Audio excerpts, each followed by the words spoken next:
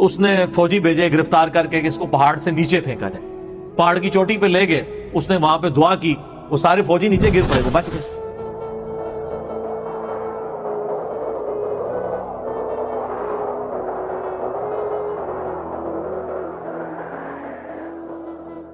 پھر اسے کشتی میں سوار کر کے سمندر کے اندر لے گئے, اس نے دعا کی, کشتی الٹ گئی, وہ بچ گیا, باقی سارے الٹ گئے.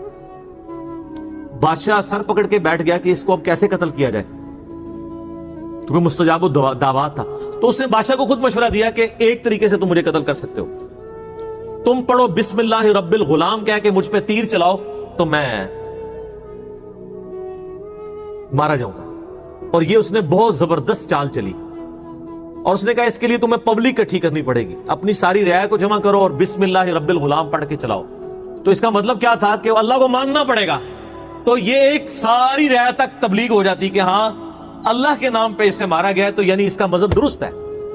تو اس نے کہا میں نے جان تو جانی جانی ہے, تو اللہ کے لیے جائے نا, اور میں مر جاؤں اور ایسا اختلافی نوٹ لکھوں کہ تبلیغ بھی ہو جائے. حضرت حسین ابن علی نے یہی کیا نا, 72 بندوں کے ساتھ وہ 3 براعظموں میں پھیلی ہوئی بنو امیہ کی بدماش حکومت کا سامنا تو نہیں کر سکتے تھے, لیکن انہوں نے اپنے خون سے اختلافی نوٹ لکھ دیا کہ میں مر جاؤں تو آنے والی نسلیں یہ یاد رکھیں کہ سچائی کے لیے کھڑا ہونا چاہے آپ تھوڑے سے بھی ہوں, اس کی پرواہ نہیں کرنی. تو آج تک دیکھ لیں دنیا میں جہاں بھی سچائی کے لیے تھوڑے لوگ کھڑے ہوتے ہیں تو مثال حسین ابن علی کے لیے کی دیتے ہیں. مخالفین کو جو یاد رکھا گیا وہ بھی حسین کی وجہ سے یاد رکھا گیا, ورنہ ان کی کیا اوقات تھی. تو اس نے بھی یہی کہا کہ رعایا اکٹھی کرو پبلکلی, بسم اللہ رب الغلام پڑھ کے چلاؤ تیر تو مارا جاؤں گا. بادشاہ نے یہی کیا. تو جب وہ بسم اللہ رب الغلام پڑھ کے وہ چلائی گئی اللہ کے نام سے شروع, اور جو اس غلام کا رب ہے یعنی وہ سب اللہ کے بندے ہیں, غلام ہیں, تو وہ تو مارا گیا, لیکن ساری رعایا نے کلمہ پڑھ لیا, ان کا اس کا مذہب حق ہے, وہ سارے مسلمان ہو گئے. وہ ایک کو کیا مارنا تھا, ساری رعایا ہاتھ سے چلی گئی. پھر اس نے بڑے بڑے گڑھے کھدوائے, اس میں آگ جلوائی, اور اہل ایمان کو آفر رکھی کہ یا تو ایمان چھوڑے یا آگ میں جلائے جائے. ہائے ہائے ہائے.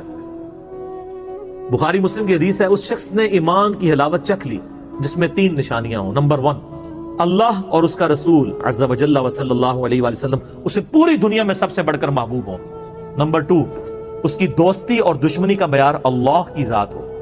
اور نمبر 3, کفر کی طرف لوٹایا جانا اس کے لیے اتنا ہی ناپسندیدہ ہو جائے جتنا زندہ آگ میں جلایا جانا, وہ جلنے کے لیے تیار ہو جائے, ایمان نہ چھوڑے. ایمان کی مٹھاس اس بندے نے چکھی ہے. لوگ ایمان نہیں چھوڑ رہے, زندہ آگ میں جلائے جا رہے ہیں.